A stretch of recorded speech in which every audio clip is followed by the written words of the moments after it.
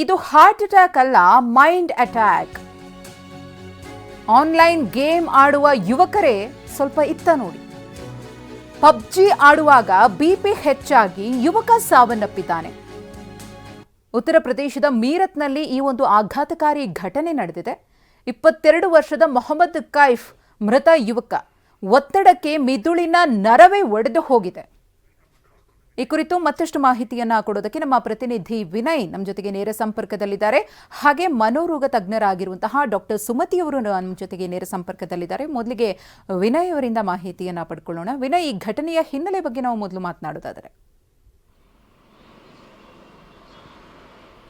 ಮಧುಶ್ರೀ, ನಿಜಕ್ಕೂ ಕೂಡ ಇತ್ತೀಚಿನ ದಿನಗಳಲ್ಲಿ ನಾವು ಹಾರ್ಟ್ ಅಟ್ಯಾಕ್ ಅನ್ನು ಸರ್ವೇಸಾಮಾನ್ಯವಾಗಿ ನೋಡ್ತಾ ಇದ್ದೀವಿ. ಆದರೆ ಈಗ ಇತ್ತೀಚಿನ ದಿನಗಳಲ್ಲಿ ವಿಶೇಷವಾದಂಥ ಪ್ರಕರಣ ಮೈಂಡ್ ಅಟ್ಯಾಕ್ ಅನ್ನೋಂಥ ಪ್ರಕರಣ ದಾಖಲಾಗಿರುವಂಥದ್ದು. ಉತ್ತರ ಪ್ರದೇಶದ ಮೀರತ್ ಜಿಲ್ಲೆಯ ಕೈರಾ ನಗರದ 22 ವರ್ಷದ ಯುವಕ ಮೊಹಮ್ಮದ್ ಕೈಫ್ ಅನ್ನೋಂಥವನು ಈ ಒಂದು ಪಬ್ಜಿ ಆನ್ಲೈನ್ ಗೇಮ್ನ ಚಟಕ್ಕೆ ದಾಸನಾಗಿರ್ತಾನೆ. ದಿನದ 10-12 ಗಂಟೆಗಳ ಕಾಲ ನಿರಂತರವಾಗಿ ಆನ್ಲೈನ್ ಗೇಮಿಂಗ್ ಚಟವನ್ನು ಹತ್ತಿಸ್ಕೊಂಡಿರ್ತಾನೆ. ನಿರಂತರವಾಗಿ ಗೇಮಿಂಗ್ ಈ ಒಂದು ಗೀಳೇನಿದೆ ಇದು ಆತನ ಆಯಾಸ, ಒತ್ತಡ ಮತ್ತು ಸ್ಟ್ರೆಸ್ಗೆ ಕಾರಣವಾಗಿದೆ. ಅತಿಯಾದ ಒತ್ತಡ ಮತ್ತು ಅಲ್ಲಿರುವಂತಹ ಚಾಲೆಂಜಿಂಗ್ ಆಗಿರ್ಬೋದು, ಇವುಗಳಲ್ಲಿ ತನ್ನನ್ನು ತಾನು ತೊಡಗಿಸಿಕೊಂಡು ನಿರಂತರವಾಗಿ ಮೊಬೈಲ್ ಅನ್ನು ನೋಡುವಂಥದ್ದು, ಇಯರ್ಫೋನ್ ಅನ್ನ ಕಿವಿಗೆ ಹಾಕಿಕೊಂಡು ಕಾನ್ಸಂಟ್ರೇಷನ್ ನಲ್ಲಿ ನೋಡೋದ್ರಿಂದ ಆಟೋಮೆಟಿಕ್ಲಿ ಬ್ಲಡ್ ಫ್ಲಜರ್ ಹೆಚ್ಚಾಗಿದೆ. ಈತನ ನಿರಂತರವಾದ ಈ ಗೀಳಿಗೆ ಈ ಒಂದು 300ಕ್ಕೂ ಹೆಚ್ಚು ಅಂದ್ರೆ ಬಿಪಿ ಶೂಟ್ಔಟ್ ಆಗಿರುವಂಥದ್ದು, ಬ್ಲಡ್ ಫ್ಲೋ 300ಕ್ಕೂ ಹೆಚ್ಚು ತಲುಪಿ ಮೆದುಳಿನ ನರವೇ ಒಡೆದು ಮೈಂಡ್ ಶೂಟ್ ಆಗಿರುವಂಥದ್ದು. ಹೀಗಾಗಿ ಆತ ಪ್ರಾಥಮಿಕ ವರದಿಯಲ್ಲಿ ಈ ತರದ ಒಂದು ವಿಶೇಷವಾಗಿ ಪ್ರಕರಣ ದಾಖಲಾಗಿದೆ ಅನ್ನೋಂಥದ್ದನ್ನು ಕೂಡ ಈಗ ಅಲ್ಲಿಯ ವೈದ್ಯರು ಹಂಚ್ಕೊಳ್ತಾ ಇದ್ದಾರೆ.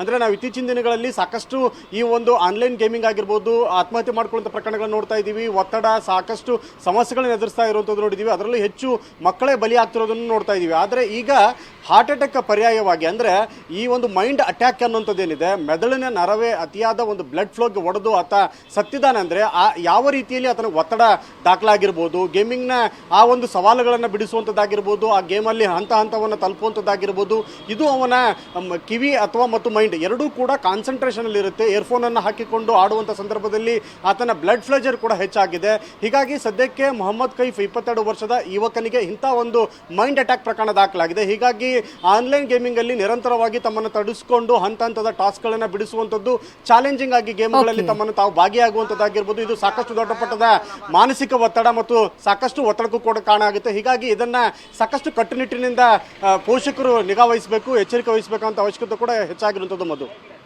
ಎಸ್, ಧನ್ಯವಾದ ತಮ್ಮ ಮಾಹಿತಿಗಾಗಿ ವಿನಯ್. ಇನ್ನು ಬೆಳಗಾವಿ ಬಿಮ್ಸ್ ಆಸ್ಪತ್ರೆಯ ಡಾಕ್ಟರ್ ಸುಮತಿ ಅವರಿದ್ದಾರೆ. ಡಾಕ್ಟರ್ ಸುಮತಿ ಅವರೇ, ನಾವು ಗಮನಿಸ್ತಾ ಇದ್ದೀವಿ ಇತ್ತೀಚಿನ ದಿನಗಳಲ್ಲಿ ಈ ಆನ್ಲೈನ್ ಗೇಮ್ ಅನ್ನೋದು ಯುವ ಜನತೆಯನ್ನ ಯಾವ್ಯಾವ ರೀತಿ ಅನಾಹುತಕ್ಕೆ ದೂಡ್ತಾ ಇದೆ ಅಂತ ಹೇಳಿ ಒಂದಷ್ಟು ಮಂದಿ ಸಾವನ್ನಪ್ಪಿದ್ದಾರೆ, ಆತ್ಮಹತ್ಯೆ ಪ್ರಕರಣಗಳು ಜಾಸ್ತಿ ಆಗ್ತಾ ಇದೆ.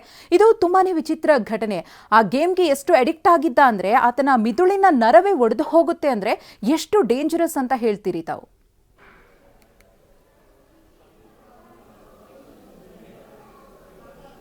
Yes, it is definitely dangerous. With online gaming addiction, same like any other addiction, like alcohol addiction or tobacco addiction or cocaine addiction, idರಲ್ಲಿ both physical ಮತ್ತು mental abilities change ಆಗ್ತವೆ. Physically they can have high stress, they can have blood pressure. Due to stress there can be diabetes. ಆಮೇಲೆ ಈಗ mentally ಹೇಳಬೇಕಂದ್ರೆ depression, anxiety, sleep disturbances ಇವೆಲ್ಲ start ಆಗಿರ್ತಾವೆ. S, ಇನ್ನು doctor Sumathi ಅವರೇ, ಇತ್ತೀಚಿನ ದಿನಗಳಲ್ಲಿ ಯುವ ಜನತೆ ಇಷ್ಟೊಂದು ಅಡಿಕ್ಟ್ ಆಗ್ತಿದ್ದಾರೆ ಅಂದರೆ ಇದನ್ನ ಬಿಡಿಸೋದು ಹೇಗೆ ಅನ್ನೋ ಪ್ರಶ್ನೆಯೂ ಕೂಡ ಸರ್ವೇ ಸಾಮಾನ್ಯವಾಗಿ ಇದ್ದೇ ಇರುತ್ತೆ. ಮಕ್ಕಳು ಒಂದ್ಸಲ ಅಡಿಕ್ಟ್ ಆಗಿ ಈಗ ಯಾವುದೇ ಒಂದು ಕೆಲಸ ಇರಬಹುದು, ನಾವು ಅದನ್ನ ಅಭ್ಯಾಸ ಅಥವಾ ಹವ್ಯಾಸ ಅಂತ ಅಳವಡಿಸಿಕೊಂಡ್ರೆ ಇಷ್ಟು ದೊಡ್ಡ ಮಟ್ಟದ ಎಫೆಕ್ಟ್ ಅನ್ನ ಫೇಸ್ ಮಾಡಲ್ಲ. ಆದರೆ ಚಟವಾಗಿ ಪರಿಣಮಿಸಿದ್ರೆ ಇಂತಹ ಒಂದು ಸಿಚುವೇಶನ್ಗೆ ತಂದು ನಿಲ್ಲಿಸ್ಬಿಡುತ್ತೆ. ಹೇಗೆ ಇದರಿಂದ ಹೊರಬರಬೇಕಾಗುತ್ತೆ, ಯಾವ ರೀತಿ ಮುಂಜಾಗ್ರತೆಯನ್ನು ವಹಿಸಬೇಕಾಗುತ್ತೆ ಅಂತ?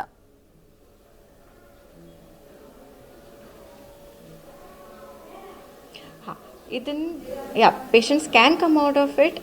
It's very difficult once they have already been addicted to that. But there are psychologists and psychiatrists that can help them come out of it. ಈಗ ಸ್ಟಾರ್ಟಿಂಗ್ ಇನಿಷಿಯಲ್ ಫೇಸ್ನಲ್ಲೇ ಸ್ಕ್ರೀನ್ ಟೈಮ್ ಲಿಮಿಟ್ ಮಾಡಬೇಕಾಗುತ್ತೆ. Usually we recommend only 1 to 2 hours in children and adults. If we start reducing the number of screen time, it can help. But if it goes beyond that, then they can go for counseling, they can go for medications. ಅದೆಲ್ಲ help ಆಗುತ್ತೆ. And also the psycho education school, the teachers ಅವರೆಲ್ಲ monitor ಮಾಡ್ತಾ ಇದ್ರೆ, survey ಮಾಡ್ತಾ ಇದ್ರೆ it will always B of help. ಇನ್ನು ಹಂತ ಹಂತವಾಗಿ ಈ ಗೇಮ್ಸ್ ಅನ್ನೋದು ಅಥವಾ ಒಂದಷ್ಟು ವಿಚಾರಗಳು ಯಾವುದು ಯುವಜನತೆ ಮತ್ತು ಮಕ್ಕಳ ಮೇಲೆ ದುಷ್ಪರಿಣಾಮವನ್ನು ಬೀರುತ್ತೋ ಅದು ಹೇಗೆ ಅವರನ್ನು ಆವರಿಸಿಕೊಳ್ತಾ ಹೋಗುತ್ತೆ ಅಂತ ಹೇಳಿ, ಇನಿಷಿಯಲ್ ಸ್ಟೇಜ್ ಹೇಗಿರುತ್ತೆ ಅಂತ ಡಾಕ್ಟರ್ ಅದು?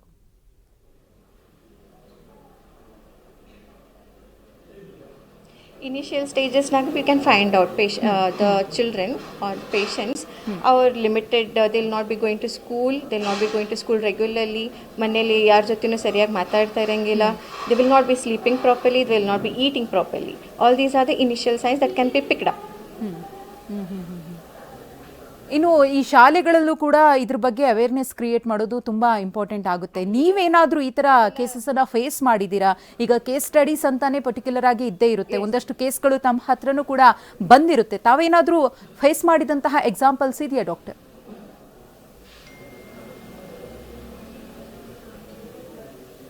Yes. We get these cases on a regular basis to our OPD, and also we admit them when required. And also what I would like to say is in the school only they can be monitored, like you said, ಈಗ ಸ್ಕೂಲ್ನಲ್ಲೇ education start ಮಾಡಬೇಕು about this addiction. So I think the psychiatrist or the counselors, they can go to school and give information and education about limiting the screen time. Okay, ಧನ್ಯವಾದ doctor Sumathi ಅವರೇ TV9 ಜೊತೆ ಮಾತನಾಡಿದ್ದಕ್ಕೆ. Online game ಅನ್ನೋದು ಇತ್ತೀಚಿನ ದಿನಗಳಲ್ಲಿ ಯುವಕ ಮತ್ತು ಯುವತಿಯರಿಗೆ ತುಂಬಾ ಎಫೆಕ್ಟ್ ಮಾಡ್ತಾ ಇದೆ. ಪ್ರಾಣಹಾನಿ ಮಾಡೋ ಲೆವೆಲ್ವರೆಗೂ ಕೂಡ ಈ ಆನ್ಲೈನ್ ಗೇಮ್ಸ್ ಹೋಗ್ತಾ ಇದೆ.